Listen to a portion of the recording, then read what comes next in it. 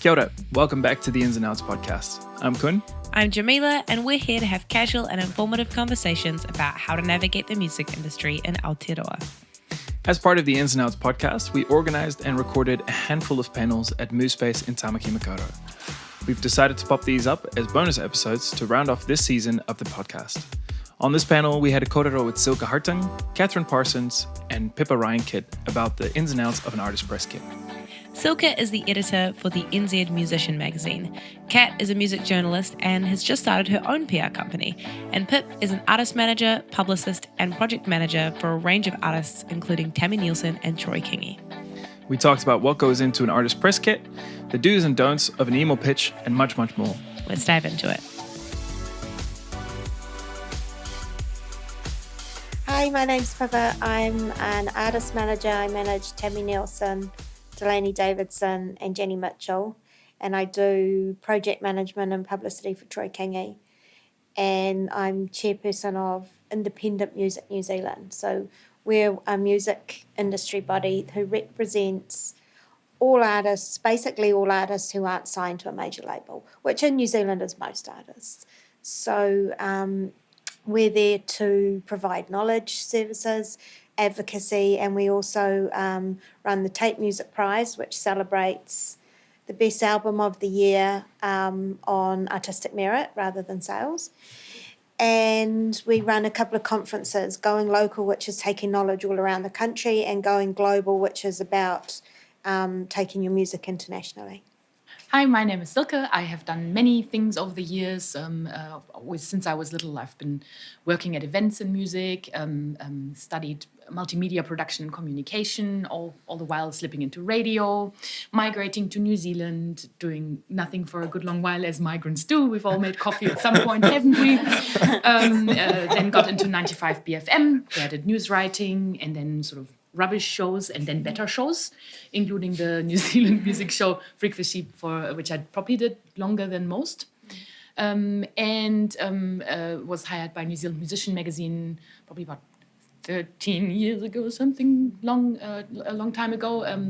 The magazine has been going for 35 years this year, so it's been around for a good long while. In print still, which is great. We only just released a new issue. And online, so year-round, so 2 print issues per year. And wall planner and a website and a newsletter, and that keeps me pretty busy. I curate.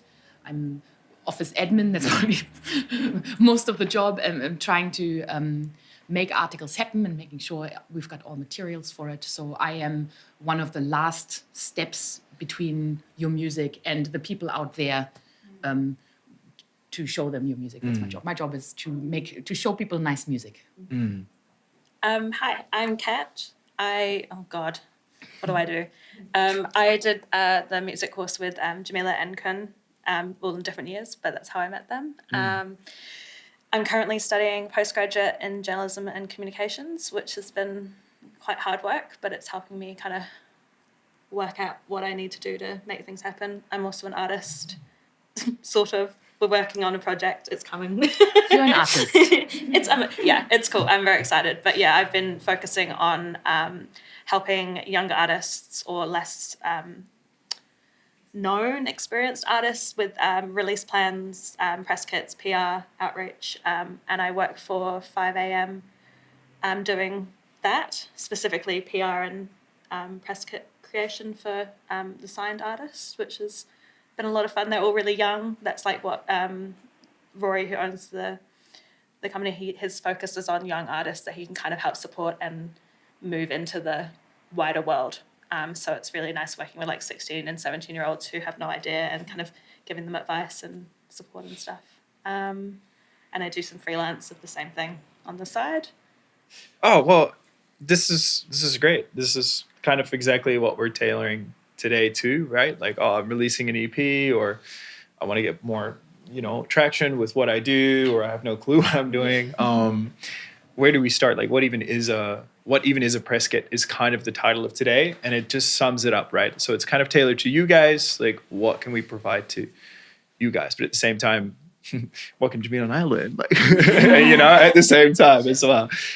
So really, guys, like, if you have like maybe a 1 or 2 liner summing up what a press kit is, just to start it off, that's great, because the word gets thrown around a little bit and it can be misunderstood.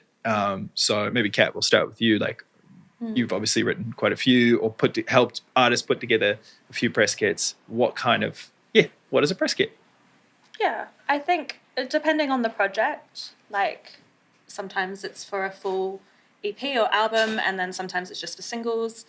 I guess it's just like an introduction to the song that can be grabbed by publications, so that, you know, if you're sending your song into a magazine or a radio station, they've got the information there at hand. They don't need to go and do their own research, because that's when you lose people's interest. They don't have time to go and do all of the external. I've done that. I did it for Silke, where people didn't send us information. I'd spent hours trying to find who these artists were. So it's an introduction to the song, and you should always have a bio about yourself included, so it's just easy access, grab and present. That's a terrible explanation, but carry on. You guys are good. Yeah. Well, I mean, in my day-to-day work, I work for a magazine, so for me it's quite specific, and I am currently not radio, and I'm currently not TV, so I think a press kit you should put some thought on who the press kit is for, and maybe cater to everyone in different ways. For example, seeing that I'm not a radio station, if you send me a WAV file, I just go, what? What am I going to do with this? I'm not a radio station, you know. Even MP3s I can't do much with. I playlist things on the day they come out, and I require streaming media for albums in advance to the album coming out. So that's what I require. A radio station may need a WAV file. I don't know what a TV station is, to be honest. But, you know, everybody needs different things, and it's sort of your job to think about what assets will I have for releasing my song or my EP or my event, telling people about my event. What do I need for that, and how can I get that to people in a way that they can work with that in a way as easy as possible, so that they don't have an excuse not to do something. Yeah. Sure. Yeah. Kind of going on what Kat is saying, like make it as easy as possible for the people that you're trying to work with, so that they're more inclined to say yes. Yes. Yeah. Absolutely. Pip, any thoughts? Yeah, very, very much all that. Except my first question is, you probably need to consider, why do I need one and what do I need it for? You need something that is going to represent you to whoever you want to present it to, be it TV, radio, magazines, booking agents, directly to venues, other people in the music industry. And you need something that represents you and your music.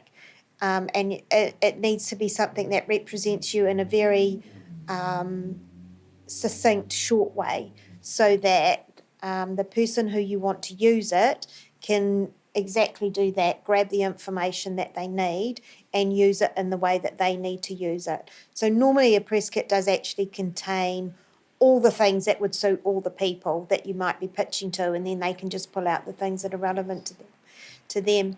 And in terms of text, I would say the most important thing is to present your text in a Word document format, so that it can be copy and pasted as simply as possible. If you make it difficult, like there's many beautiful ways to present information, going from PDFs to MailChimp to all sorts of other digital media type forms. A lot of those are very hard to copy and paste the information into whatever format the other person is wanting to use. So including a Word doc with all your text means that, one, your information is less likely to get represented wrongly, and two, you'll have a much higher hit rate of being featured somewhere, because somebody can just go, grab that, copy, paste it, put it in my newsletter, grab that, copy, paste it, put it on that website. So, Google Doc, because you can also then put the settings so that no one can change it, but they can grab it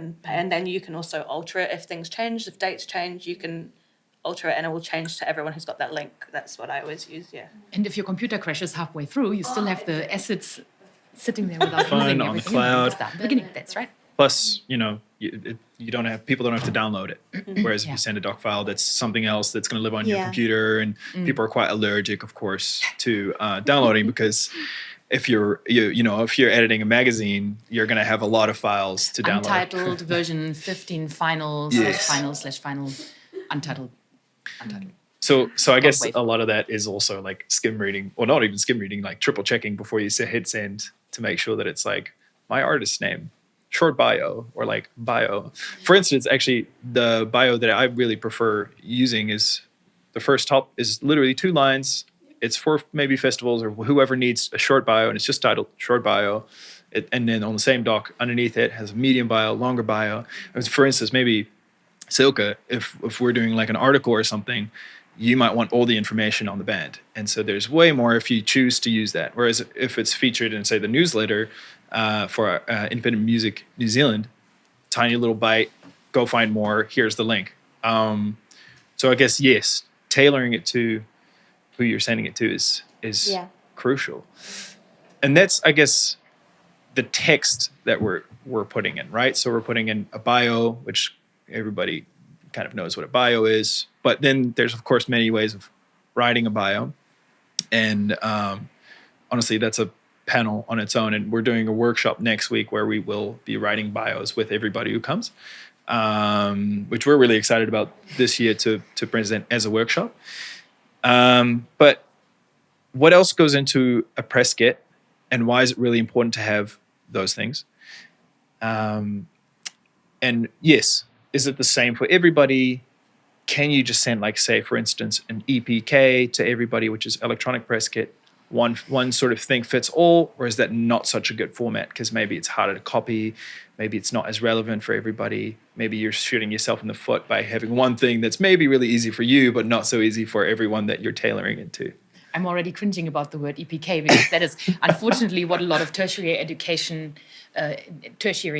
institutes teach their students: get an EPK ready. And in the broader sense, yes, you need to get an EPK ready, but they teach a lot of people to create a big PDF, which for me is the one format. Like, every time I get a PDF, I sit there and go, no, I can't copy out of this. I can't even, sometimes you can't even click the links because it was saved as a graphic. Yeah. So you kind of have to find yourself a text to Word converter or something. And it's just, for me, it's a nightmare to process any sort of PDF. So yes to EPK because it means electronic press kit. It's just a question of how you present it. For example, an EPK could be on your website where you just have a nice little corner that contains a text with your bio that can be copied and pasted, that can have links to low-res pictures, high-res pictures, can be just a Dropbox where you've got structured folders for any and all of these things. One thing for me, personally, that I'm constantly missing in emails and EPKs and press releases is that people tell me, there's an album coming. I'm like, yay! That's so great. Let me hear it. And then there's no music, like no music whatsoever. Like it might not be the right format, but if there's any music, I'm already sort of halfway. I go, oh, cool, it exists. So I theoretically have access. It doesn't work for me. Please send me a different format. But not to send me music when you announce an album stops it right there because I can't show it to anyone. I can't listen to it. And that's nice that you grew up in Zimbabwe or wherever. That's a bad example. But it's nice to have your bio, but without the music, that's where it stops. So it's like, for me, the one thing I feel you should take away is, you're musicians, you're trying to sell me music, please make sure there's music available. How do you best like to receive the music? What format? For me, we did a lot of trial and erroring. For a long time, we didn't care how we would receive the music until writers started saying, I can't actually open any of these things on my phone. And okay, let me say what I prefer and why I prefer it. So I prefer hidden SoundCloud links because SoundCloud is free. The quality is okay, and we find it works pretty much flawlessly without having to put in a password on any and all devices. And when you imagine a writer who already does not get paid, they write this article because they really enjoy what you do. They want to listen to that on the bus or on the train to work. They maybe don't even have a CD player. Personally, sorry, I don't have a CD player anymore. I need a version of the file that works. So there are places that ask you for money to put stuff up, Disco, and there are many services that you can pay for that look really great. But we find that there are people who don't have snazzy phones and it doesn't work for them.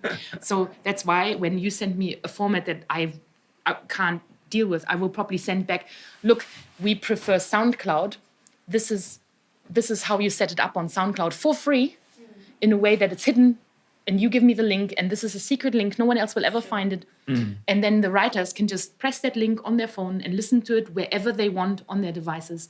And that equalizes the playground basically a little bit as well, because you don't have to pay somebody $30 a month to host your things in a secret way.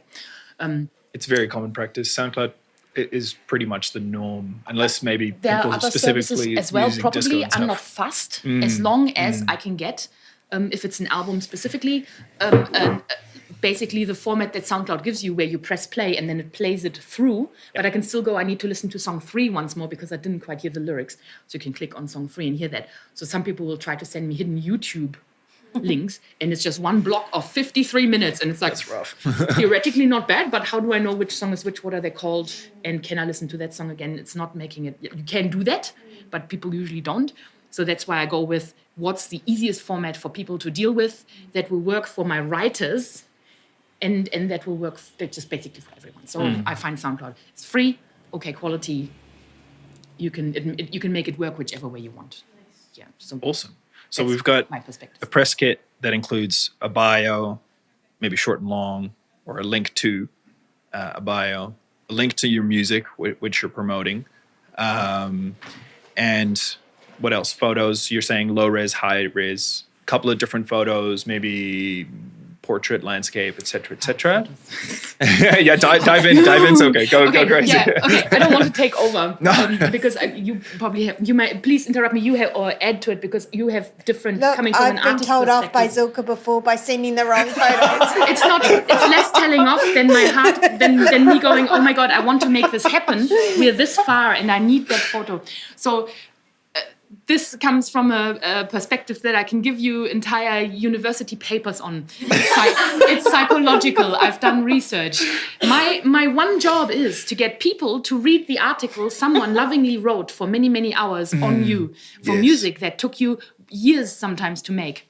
I want people to click that and find out about how awesome you are. They will not click a photo if you send me a photo like this. They will not send me. They will not click it if you're wearing sunglasses, if your hat is over your face, if your artist photo is entirely blurred. I don't mind how old you are. The people have to make a connection with you and your eyes, your facial expression. You have all the creativity in the world to make the most amazing, outstanding photos. But this is usually, and preferably I deal with very young artists as well that haven't had many articles written about them. You are not Bono. You can't wear glasses and people go, it's Bono. Yeah. You're not that. You are new to these people. We want people to recognize you and we want them to click the article. I need your face. Yeah. All the band. I can't have five people stand there, all sunglasses, hats over the face and go, I don't care. That's not a photo I can use. And that's often a point of issues between bands and us, but where I come from is that I have to look out for I'm looking at you, you're not even really counting so much writing for, but the thing is, my writers, and Jamila as well, and you've written for us. Yeah. This is a lot of work, right? Like you spend a lot of work and you do not get paid for it as writer. People do it out of love. It is, you, as an artist, you have to honor the work somebody does because they like what you do by making sure somebody will actually read that. And I put a lot of work on the back end that no one ever sees, where I just type keywords, link things, bold SEOs, things, embed things. We all spend so much time on you because we think you're so rad. So give us a rad photo that people will actually want to click. Yeah. I think a logical way to think about your press kit and most things in life, but especially when it comes to common sense, if you feel like you're treating people like idiots, it's probably a good thing. And I don't mean that in a rude way to everyone else, but like if you're making it so accessible and so easy, even to a point where you're like, this seems really, really silly, like I'm over-explaining myself or I'm putting too much stuff into this one place that's easy access, that's what you want. It's the same with like journalism for me, like my course. We write it for people so it's easy. Like if you go and read an article online, most people just skim read. People don't read every single thing. So there's no point putting a whole load of excess gobbledygook in it, because people aren't going to pay attention to that. You want it simple, accessible, and it's the same for your links. Like if everything's in one place, and so, you know, it gets sent to Silke, Silke can click on the link and get all the music, easy, get all the photos, easy. That's what you're trying to make everyone else's life simple, because that's when you're going to get people interested in you. Because I wrote an entire article, we were talking about this before, for the magazine. This is pre some of Silke's new rules, but I wrote an entire article. It took me hours. It was an interview-based article, so I'd actually had a conversation with the band, and they didn't provide a photo that was usable, and so we never released that article. So it was like hours of work from both of us. Even from them, they'd taken time out to talk to me, but didn't listen to the initial email. And so again, like you're making people's life easier, but you're also making sure that you can actually have your stuff out where people are. Yeah. And it's being respectful, right? Yeah. Yes, exactly what you're saying. People are doing it for free, and you want to help each other. You want to create, I guess that's what PR is, public relations, right? It's like a two-way conversation. We're like, hey, what do you need from me? And I'm happy to provide it. Or even before that, once you've gone to a panel like this and you're like, okay, well, I need to include this, having everything ready and like, hey, random person I haven't met, I've done my research. I now know who you are. Hi, Silke from NZ Musician. I really love what you do with the magazine. Let's do an article together. Here's my music. Here's everything else. Let's do it. And you know that inclines you more to do the article. Yeah. We're incredibly time poor. Totally. You know.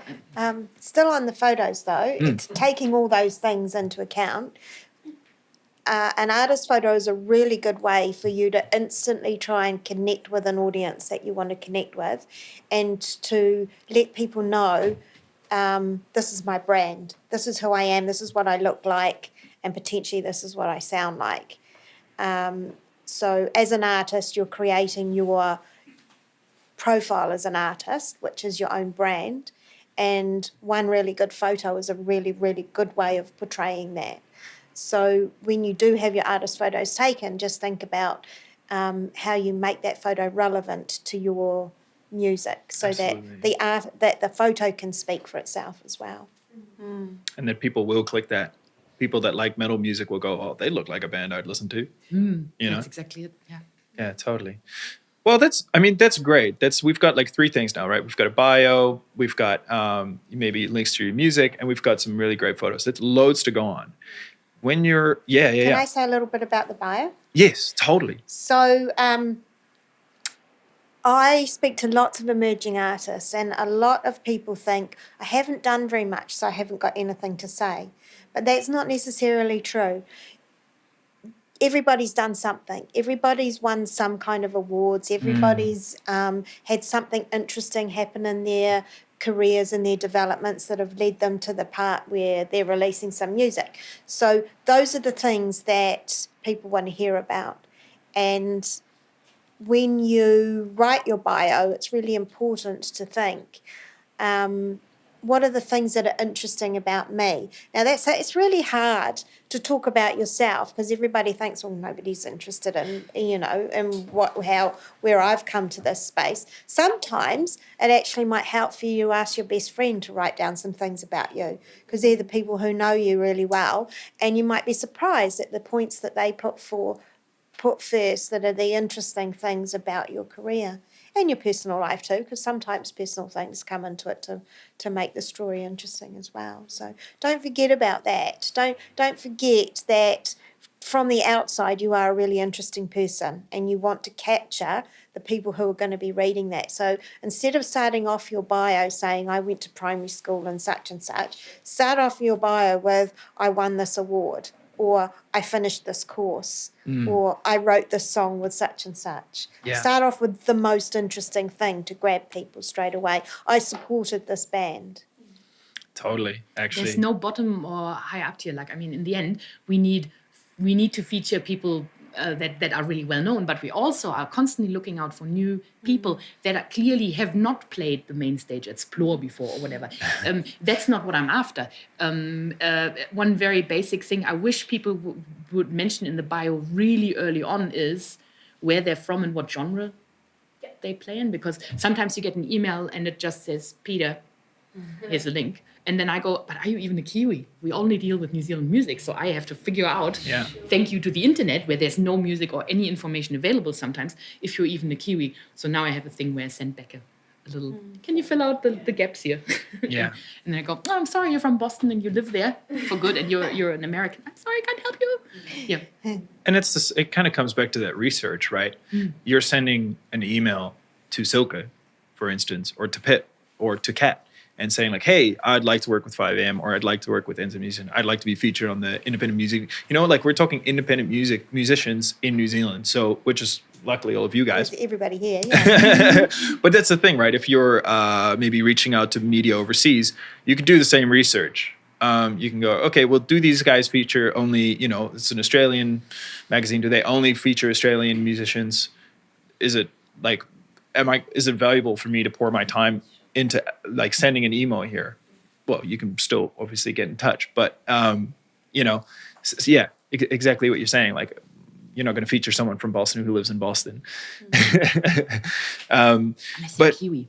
Unless he's a Kiwi overseas, right? And that's a super interesting angle. And started off with that. And if you get something in a magazine or anywhere, any kind of review online, any review at all, like pick out some interesting sentences, and sometimes they work as a way to start off introducing yourself. So this artist like represents himself really well. They, you know, this is how they played. Use that. Say where you got it from, and then you can start off. And it's another way of grabbing people's attention to start off with. Could you use testimonials? Yes. Reviews from friends? Sure thing. Totally. Yeah, like maybe that as a starting off point. So, for example, one of the young artists that I recently did press for, it's her first single that came out, well, her first main single. She's not done much. She didn't have any reviews like until now. Luckily, I don't know what happened. It was a really great campaign, and she now has content that she can put into the next lots of releases.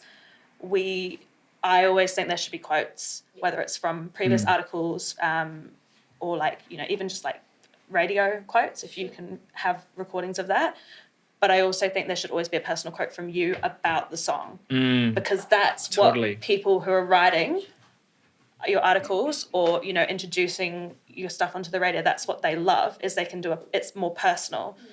So I got this girl, Frankie, to just explain her songwriting process about the meaning behind it, and then I took that, edited it, and made it into a quote for her. So that's now grabbable. Personal, especially for independent artists, personality is like your biggest thing. So your press kit and your bio should reflect you. It shouldn't just be a word for word list of things that you've done. You need to write it in a way that represents your music. And like Pippa said, like you can get your friends to it. That's how I started working and creating press kits when I was in uni with these guys.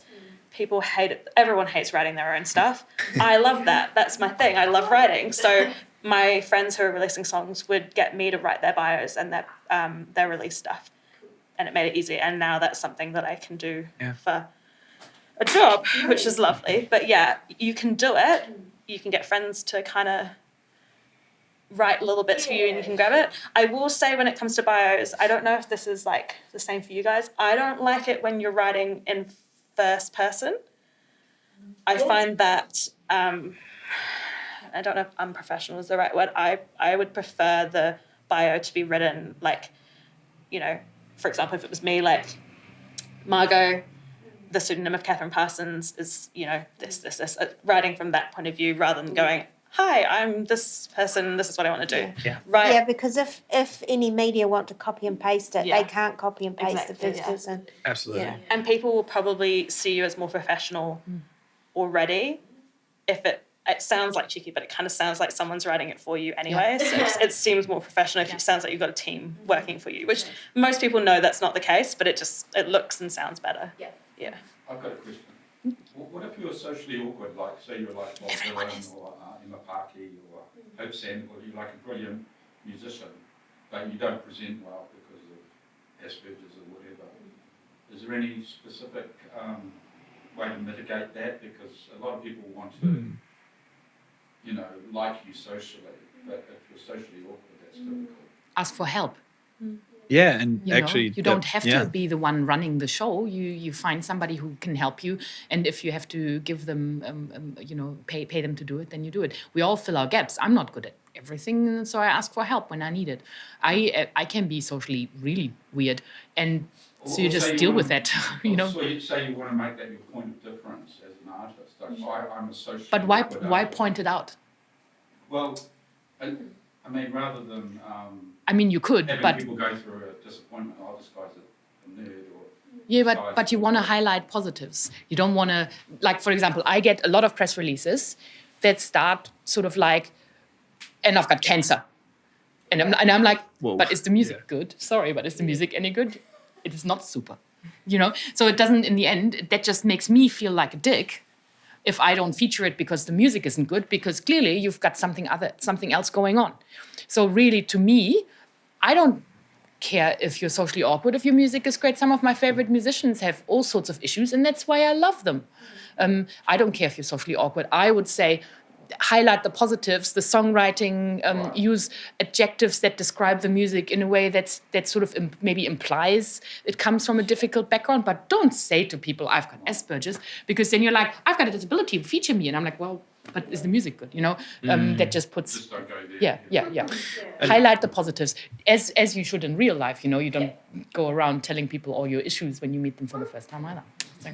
Because I mean, a lot of big artists are socially awkward. Heck yeah. And For why sure. not, if there's a sensitive interview and you can sort of, and you trust the person and know that theoretically you can tell them at the end of the interview, can you please not use these bits? And every writer, like when you get our guidelines, there's always that bit where we say, and remember at the end of the interview, you say to the artist, are there parts of this that you would prefer for me not to use?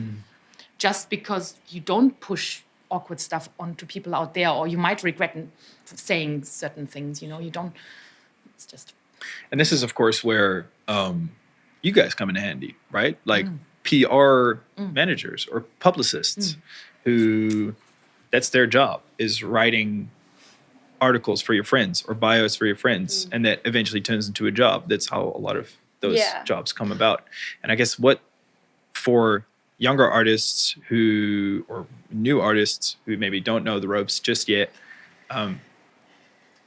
where's the value there, right? For getting a PR manager on board or building your team up. Well, I know different experiences. A lot of my freelance work that I do is with people I know. So I've done smaller campaigns, bigger campaigns. Mine's a bit different because mine kind of tends to interweave with me also running the release itself, not always being involved in every point, but helping the artist come up with a plan so they know exactly what they're doing at each time. I usually do like a calendar, and we set out the time frame for their release. So my press kit work and my PR work kind of all intertwines. I don't go to my clients, I guess, promising them that they all going to get, signed or in every article and stuff. I go in giving them the support and the care and the confidence that they could actually probably do what I've done next time by themselves. That's what I try and do, because that's my goal, is wanting to help smaller artists who don't have the support, because I watched my brother hustle for 10 years without much support, basically trying to navigate it. Now he's got that support and I've been able to watch it. I can use what I've learned to help smaller artists. So I think when it comes to you guys approaching other people to help with PR and press and stuff, be careful about who you're working with. You want someone that kind of understands you. Not everyone's going to be perfect for everyone. Like, I was working with two girls and they wanted to do it themselves, and I knew that. So I gave them the advice they needed, and then I backed off, and it's worked really well, and I'm really proud of them. But they wanted to be able to do things themselves, and I think that's good, but not everyone wants that. Some people want to have that support the whole way through. So find someone that you feel comfortable and confident with, and it's not like an expectation thing. So if for example, if you were going to work with me, I would never tell you, okay, cool, we're going to get you into Sniffers. Happy Mag, whatever, all that sort of stuff, because I can't guarantee that. What I can guarantee is we create something that looks good, presents well, and then I can show you how to put that out. I also, just to backtrack a little bit, I always consider the email part of the process of an EPK or a press kit. Yeah. They're not the same thing. They're two separate things, but they go together. You're not going to regurgitate everything in the press kit into your email and vice versa. The email has to be more focused on the person you're emailing. And then your press kit is you, in a nutshell, being presented to that person. That was all over the place, but I made my voice. No, it was a good backtrack as well, because it is really important to, again, like do the research and say like, hi, I would like to be featured in your magazine because of this reason, rather than here I am, feature me now, you know? Okay. Yes. Before you, sorry, I was like observing all of this. Yeah. Before we like go on to sort of as we might be moving away from one conversation to another. Sure. I think something that would be really good to cover is, because we've talked about the press kit, but I think there's been a little bit of blurred lines between press kit and press release, and those two things are different. And so I'd like if we could, I think it would be cool if you guys could just go over a little bit of like, so we talked about a press kit, maybe what is the difference between, because you're starting to talk about emails again, which is also like kind of the third thing. So if we could talk about, I mean, maybe you were going to ask this as well. It is on the list. It is, no, you're right. Now I'm like, this is a great time. where it would start to get potentially So like, the difference between a press release and a press kit. So I guess a press kit is maybe what we've been sort of talking about. The assets. The assets, exactly. They live in your Dropbox or your Google Drive or even on your hard drive, who knows. And a press release is what? What's the difference? That's the question. I think a press kit should be updated regularly, but can be somewhat static, because you don't constantly need new photos, just sort of every once in a while, depending on the project. And I think press releases are probably quite project focused. So be it that single, that music video, that gig, that tour, that album, whatever else could possibly happen, but it's definitely around that project. And I would not shotgun it out to people who don't really worry about it, but just be quite selective in who you send it to, depending on what it is. It's usually an announcement. It's an announcement that you're wanting the media to know what's happening with you as an artist. And most people would probably say to you that direct emails, targeted emails are a much better way to connect with people. So, and I personally find that. So instead of BCCing a whole big group of people on your list, never ever CC everybody in your database. BCC people, but if you do that, then one, you risk it going into people's junk files, and two, it's not targeted, so that people will know, okay, they've sent this out to heaps of people. Is it? I don't know if it's relevant for me. Can't be bothered to read it. I'm so busy. But if an email starts off hello with my name, then I'm like, know that person who sent it was thinking about sending it to me, and for that reason, you will get a higher hit rate of people actually reading your information and then eventually, hopefully, doing something with it. So targeted emails are the way to go. And don't get too bogged down in all of this as I just want to make music. So, don't get too bogged down in like, oh my God, now I have to do all this other stuff. It is actually part of being an artist. If you choose to do this as your career, then it's just the same as if you chose to work in the bank or work at the supermarket even, or be an architect or be a doctor. Everything you choose to do to earn an income, you have to actually learn skills to do that job. And this is exactly the same. So just add it to the skills that you're learning as a musician. Think of it that way. So eventually, when you're a higher profile artist, you can hopefully afford to pay other people to do these jobs for you. But in the beginning, I think it's really, really important that you do actually learn to do it yourselves.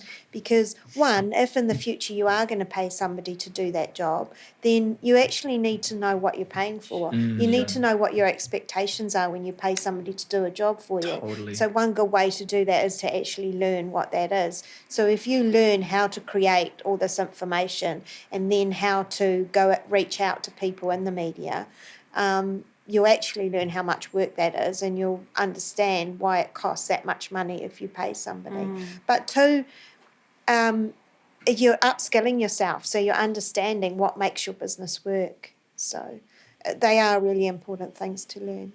Yeah, no, that's spot on.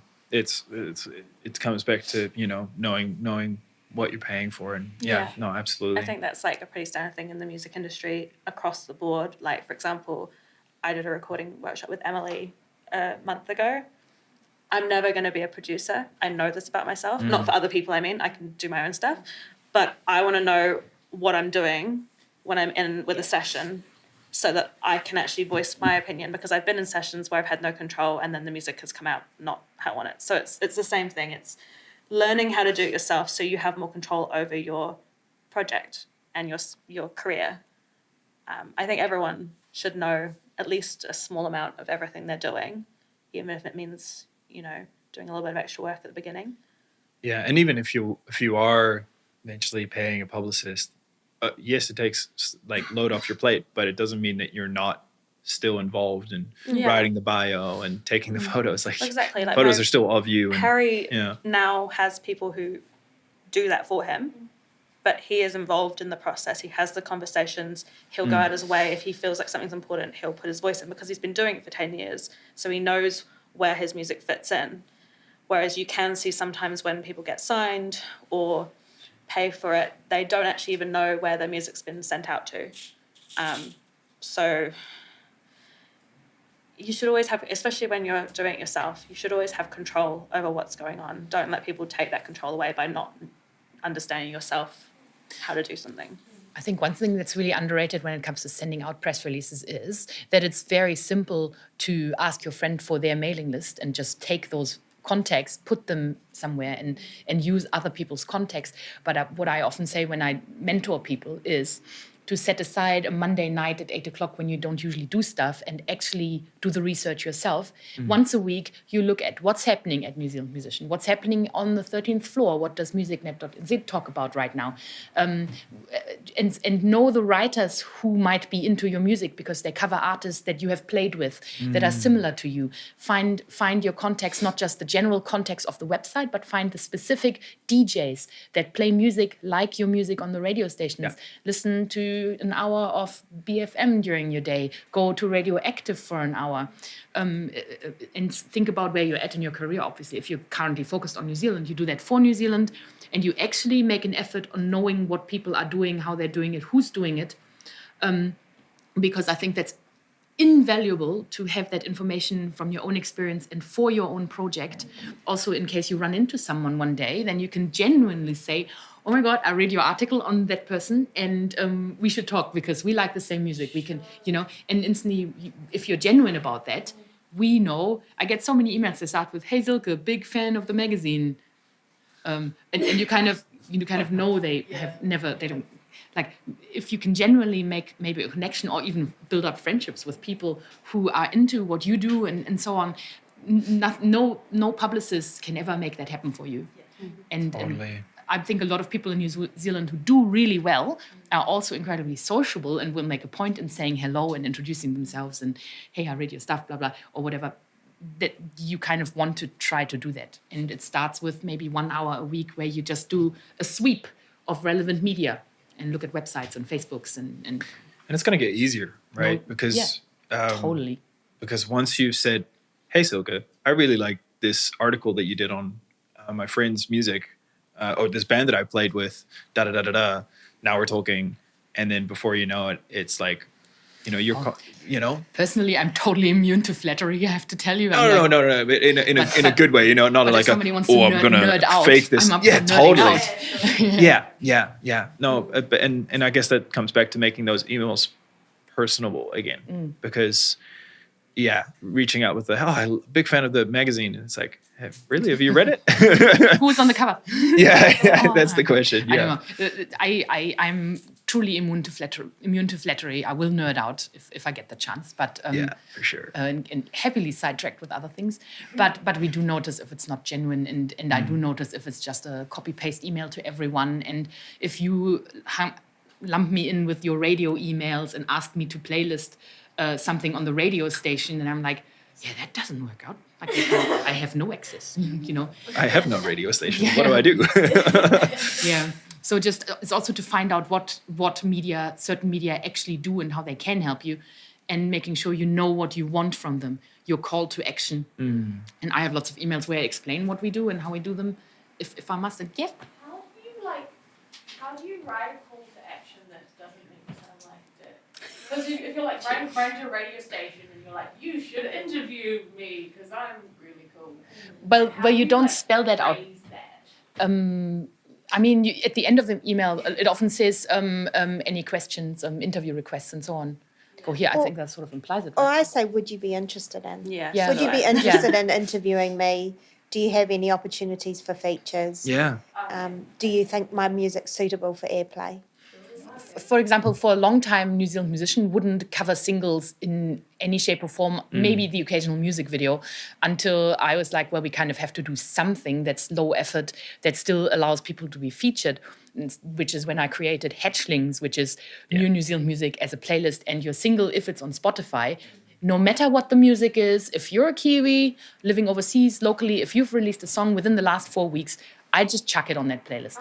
So I do get a lot of, and it's growing. It's like a really growing playlist, and I encourage everyone to share it so it gets heard in the context of bigger names like Tammy, and you're on it and you're on there for a month. Constantly rotates. Sounds really awesome sometimes. So sometimes people just say, hey, I've got a song out. Here's the link to Spotify. Can you please edit? And I'm just like, sure, edit now. That's what you say. Like share. low effort. It's on there. And as a community of New Zealand musicians, this is so great to have a playlist that has literally 200 brand new songs on it at any given point in time. And you can just, if you don't like it, you skip forward. But it's just something for everyone, and the quality is so high. And it's just Sorry, so you can have a section of that email to make it easier on yourself that is copy paste. Like those details, Sure. like here is the link to my song, here is the link to my press kit. Yes. You can have that part and put that somewhere on your notes that's like all of the information, because you don't want to be retyping. No. Because the reality is that emailing people is also time consuming for the artist. But then take that, make that really good, really grammatically correct, and really concise, and then add your personal part. Yes. When you've done the research on the company. And, technical tip. Basically, I am only existing because AI isn't smart enough to do my job, all right? but I found myself writing pretty much the same email 100 times a day, and it was mind-numbing until somebody said, but why don't you create templates in your Gmail where you can even add graphics and whatnot, and then somebody asks you something, and instead of spending 5 hours on comms and you want to cry at the end, you spend an hour on comms and actually get stuff done that helps people afterwards. Absolutely. So look, if your email address is a Gmail email address, and I know my personal email provider for my little other business has like another client that also allows for that, where you just click a button and it says templates, and it automatically inserts the information you want, and it makes life so much easier. I'm an out of office. Except for manual, you start an email and you call it whatever you want, like template for thank you, got your email, and then whatever you need. Like just have a look at, if you Google how to create templates in Gmail, you'll probably find a video that runs you through on how to do it very simply. And you have 5 different ones: one radio, one TV, one print magazines, one newspapers, and one blogs. You just whatever you need to do to make it easier and save some time, because it's a lot of work. Makes it much easier to reach out in that way. It seems way less of a daunting sort of looming task, because you've just spent all this time making the music, recording the music. You've already put in so much effort. It would be a shame to then not put in the effort to send it to the right emails to media and give it the legs to walk on to actually get into people's You point owe of it to view the sort of song. thing. Yeah, you really do. Could I ask you guys a question? Do you know what goes into a press release? Like what information you need to include in your press releases? Maybe that's something that would be Go useful for it. to Yeah, go over. yeah, totally. Because we're talking about all of the mechanical stuff, which is very important. But also when it comes to the writing, that tends to be the thing that everyone struggles with. Press kits are not meant to be huge. I try to keep mine to a page, and that includes bios sometimes as well. So the press release, it's not like a massive thing about the entire song because people are going to go and listen to it and make their own decisions on what style it's come from and all of that sort of stuff and have their own opinions. But so like I said, like you have like a little quote from the artist. So like an overall description of how they've come up with the song, maybe their influence, something personal that you can go for. And then you want to have the date, the release date. Release date is important, guys. Totally. Because if the release date isn't in the email and in the press kit, then the people you've sent it to are going to have no idea. They're either going to start talking about it before it's even been out, Yes. which is not what you want, or they're going to just ignore it because they're like, well, I don't know when this is coming out. So dates are important. Then you want to include the name of the song, because sometimes that doesn't come in. The name of the song, your artist's name, so just your logical stuff. If you're in a band, for the love of God, please go band members' names, full names, and the instrument. Because I have spent several hours cyber stalking bands to try and find out. And some of these bands, some of these hipster indie bands, they like to be a little bit cheeky and they like to give themselves nicknames. And that's fine. I will include those nicknames in there, but I actually need to know who they are. Because then if the journalism isn't accurate, then the journalist looks like a idiot. Make sure all the relevant information is there. And I tend to just map it out as introduction to the song with the dates and everything in the first little paragraph, probably the quote or a little overview of the sound and style. And then, if you have reference quotes from previous songs, from other articles and stuff, I tend to stick it in there. And then I put the bio at the bottom. Again, bio doesn't need to be huge. You want it to be personal. If someone's more established, people already kind of know the history. If you're younger, you want to give a good overview of who you are. In regards to music. You don't need to go off on a huge, I studied uni, I did music in uni, I have this and stuff. I traveled and refound myself. Like, if it's relevant to the song and to the project, then of course put it in. But the thing is when you go to these places and you do interviews and people get to know you, that's when all of that information is going to come out. You just need that initial introduction, and it needs to be simple, clean, and easy to see for the person receiving what the song is, what it sounds like, obviously, and who you are. So if you've got influence behind what you've created, that's always good to talk about. I'm a little hesitant to put I'm trying to sound like Lana Del Rey, because then number one, they're going to compare you to Lana Del Rey, but also it shows that you're not. So influencers are. You want to be correct about that, not deluded. I would avoid saying what your music sounds like or who it sounds like. That's for the listener to judge, and because as soon as you do that, you isolate people who don't like that music as well. So. I must say, I'm really happy if somebody gives me a rough genre. If you go, this is pop, then I'm like, oh cool, here I've got a draw for you right away, and I know I have to fill that gap. I mean, you don't have to review yourself already for us. That's not what I ask for. But I would appreciate knowing a rough genre, and maybe even if I don't know who you are yet, if you work with Emily and you say you work with Emily, I go, wow, that's so cool that they work with Emily, because I know what Emily does. It's probably going to be cool and I'm going to like it. There's nothing wrong with a cheeky name drop. No. Yeah, if it's relevant. If it's relevant. And if one of your band members was an award-winning band, then put that in brackets somewhere and say, based on, we grabbed him from that band, he's with us now. Cool. Just putting yourself into a context that I can easily digest and do something with. And then after all of that, put all your links, your Yes. digital links to find your music and your social media links. Linktree if you have it. Yeah. Linktree is handy if you want to keep it short and snappy. put a link tree somewhere, and then it's all there, and you just have to update that every once in a while. Yeah.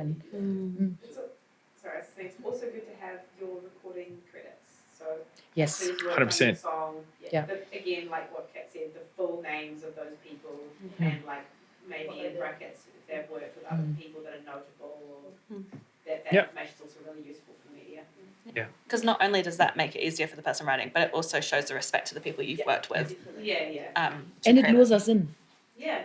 It totally recognize, right? Like you're saying, Yeah. like, oh, they've worked with Emily. I If know it's what they, I know what Emily does. Seasoned So. studio musicians that I know will only work with people who write great songs. They wouldn't bother leaving the house for working with anyone if they didn't actually like what they're doing. That speaks for you if you can get people who are sort of already known to work with you. Yeah. Epic. And can I just say again? Yeah. Please say where you're from. Yeah. I do want to know, even that you're from Blenheim, and I'm like, oh my god, I haven't covered anyone from Blenheim for a year. I will go for Blenheim. I want to know that sort of thing. Yeah, if you're from Auckland, you can say it. It'll be like, oh yeah, cool, another one. But it doesn't, it doesn't matter. Like it's, yeah.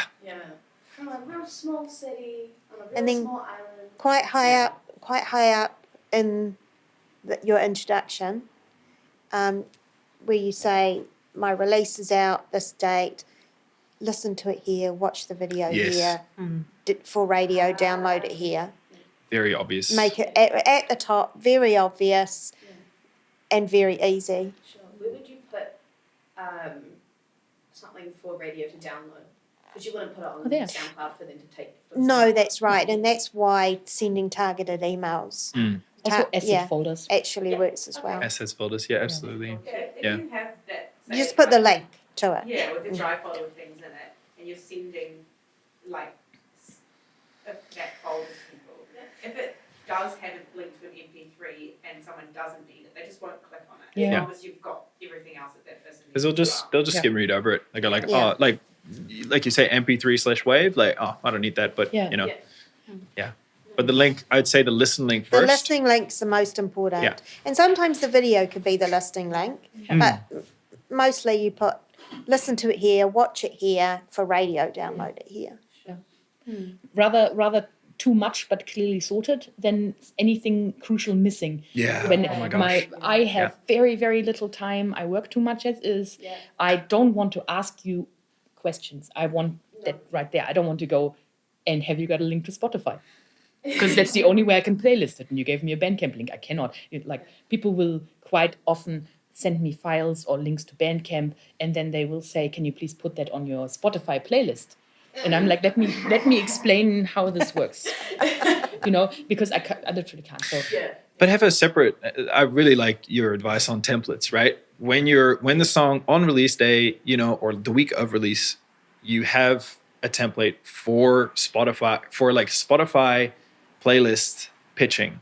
So that's third-party Spotify playlists, like Hatchlings, which is an awesome playlist. So you just go, hey Silke, the song is out. It's Kiwi. Here you go. yes, That's it. Because then it straight away takes you to Yeah. Spotify, and within Spotify, it's super easy for you to go sweet, drag and drop, or whatever it is. and I listen to that all day. And I think that's something. Oh, sorry, I need to jump on.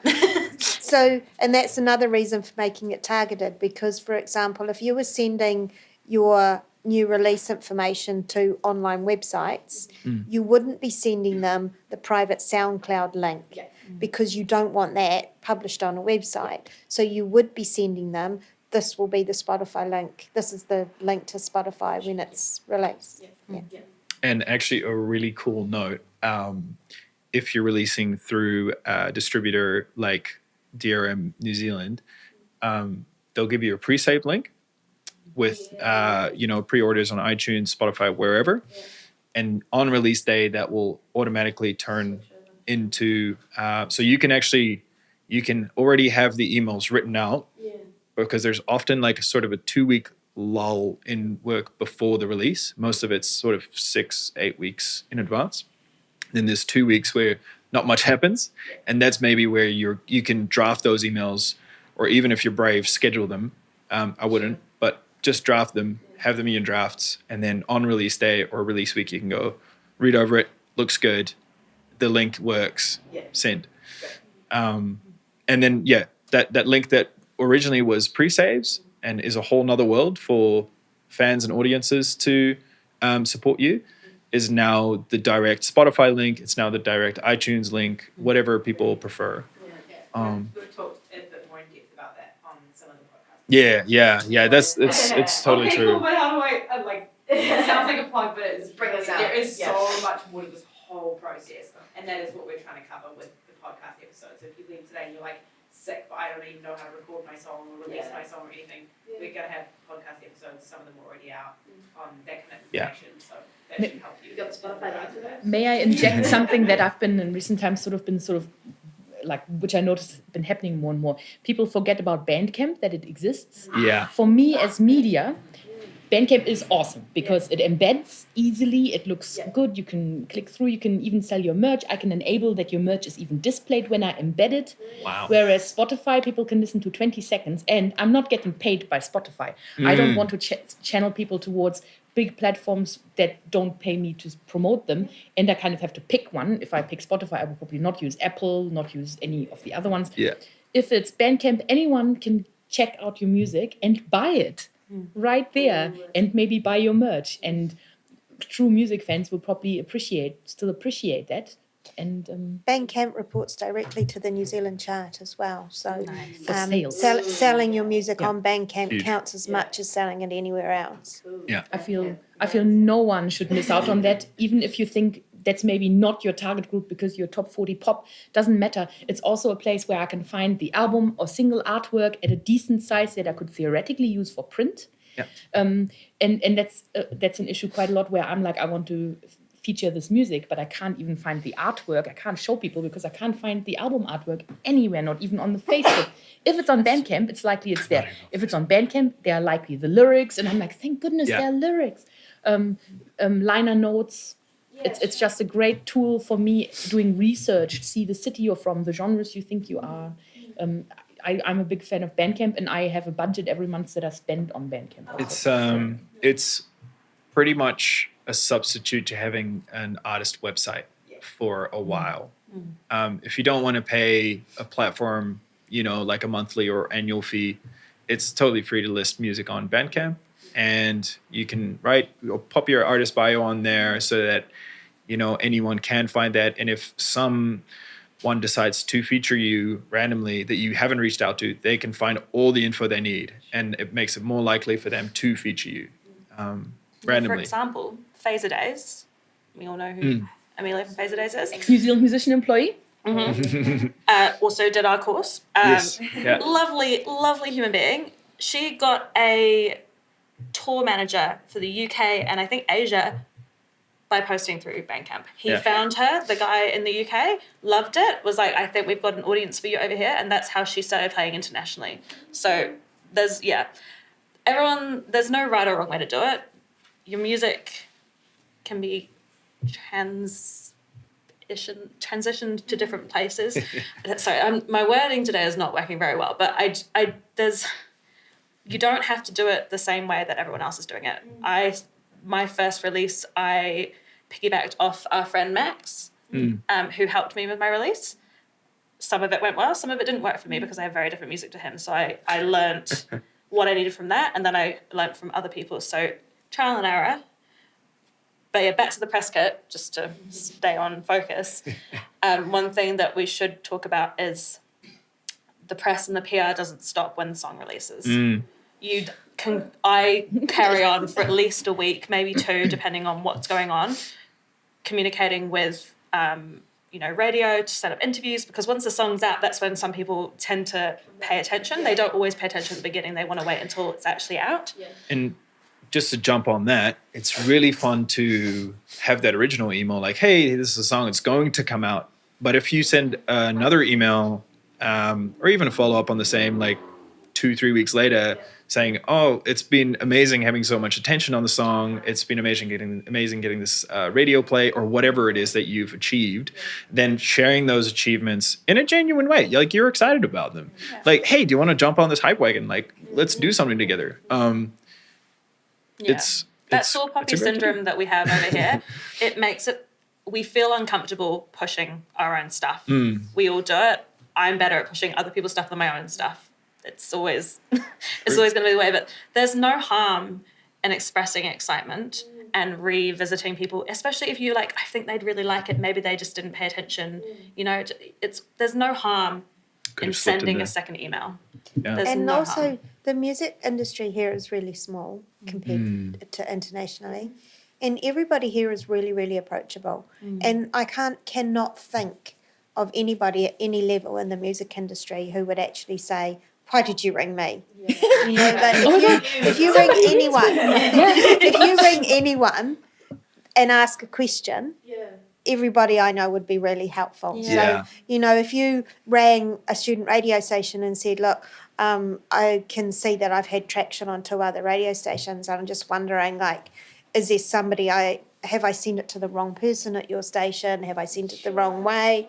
Everybody appreciates those questions. Just ask questions. And the same when you write your stuff and want to present it, ring people and ask them, what do you think this looks like? Should I change it? Is there anything I should add? And can I just say, I get a lot of emails, and emails are my biggest frustration and biggest hate about my job. But if somebody actually follows up and stands up for themselves and sends me reminders, I will remember that you followed up.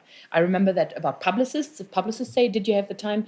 And I go, that's a great publicist right here, because most publicists seem to take money and then think the job is done. But if there's somebody who calls or follows up and said, have you thought about it, any chance? Then I go, because I feel I'm very much there for the artist. And I do this because I love music. If somebody speaks up for you, or if you speak up for yourself, I'm like, yes, go you, and I'm rooting for you. I think it's something to keep in mind as well, is that there's so much variation in media from small media companies to large media companies. And sometimes, and honestly most of the time, because everyone is a busy person, even from like the small state, like the small companies to the big companies. Yeah. If you don't get response, like don't be disheartened by that. Yeah. Like certain stations like BFM literally say on their website, like we probably won't, we most likely won't reply to you. And that's just because they're so busy. If they like it and they do something with it, they probably will respond to you. But if they don't respond to you, or you don't get this, like anything from that, it's so easy to be disheartened. But it might simply just have been that it doesn't fit right now, or they've got a lot else going on, or they're just really busy. So there's lots of reasons why whatever you're targeting might not have worked at that moment. And just Ring them up. Yeah. Ring up and ask someone. Yeah. All they can do is say, try a different person, or well, you know, like breaking into.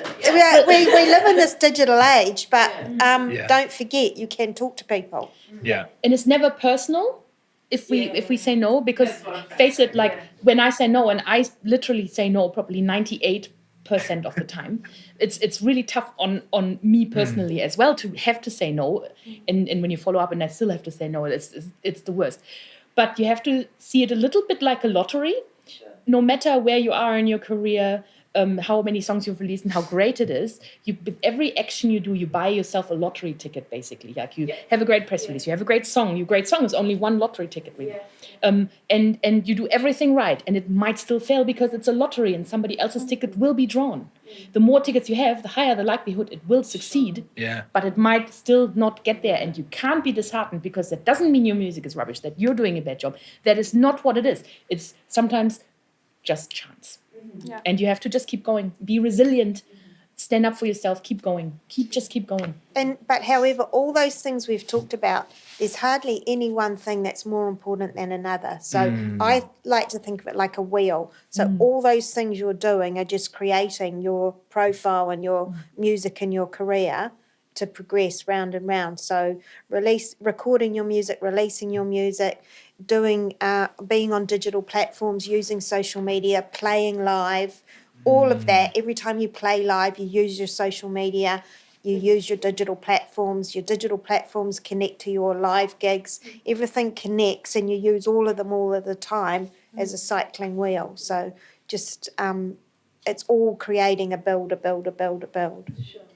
And it starts rolling by itself after a while. Once you've reached out to those radio stations and you've done a few interviews with them, they're quite likely to say, yes, come back. your music is awesome. I know you and I've seen you. Please come back. You know? Mm. It's a bit like bouncing a basketball. You still got to give it a little push at the top. Yeah. Yeah, and if somebody does you some great reviews, invite them to your shows. Oh, yes. Yeah, totally. Yes, please. Say thank you. Share it online. Thank you. Yeah. Because it's like, because I know how much time goes into an article, and then I work the. Sometimes I do the door for events, music events specifically, and so I'm the one sitting at the guest list, and I know the person who wrote the article for the band, and they're not on there, and I wonder, have they been asked? And quite a lot of times, you spend all this time, and you're not getting invited to the upcoming gig, and you're not being thanked. So just a little bit of humility. Yeah. Oh, you guys had a release show. That's nice. That's incredible. Listening party. Oh, you know. I sing on that. So just remember the people who are there, your support team. Remember your support team, and I don't mean your flatmate who never does anything. Remember the people who literally support you and give time and love. Yeah. And just say thanks. I even in the email actually that I reach out, I tend to say like, if you want to come to the show, like let me know. We have a number of comp tickets that I want to go to the right people, you know? Like I want people who want to be at the gig to be at the gig. Yeah. That's that thing, if you go and read all the bios of all the artists that you like, you will realise that you do have something interesting to say. Yeah, research is, that's how I learned how to do what I do. I looked at other people's. I watched what other people were putting out. I wrote for a year with Silke, so I got sent press kits. Some were not good. Some didn't even come with a press kit sometimes. That's very weird. But like you work out, and like, everyone's individual. There's always a way to do it, and there's always people willing to help, especially in this country. Everyone loves helping each other. Yeah. You never know where you're going to end up. Exactly what you were saying before. Everyone's reachable, you know, like just talk to people. In the end, we're all rooting for you. Yeah.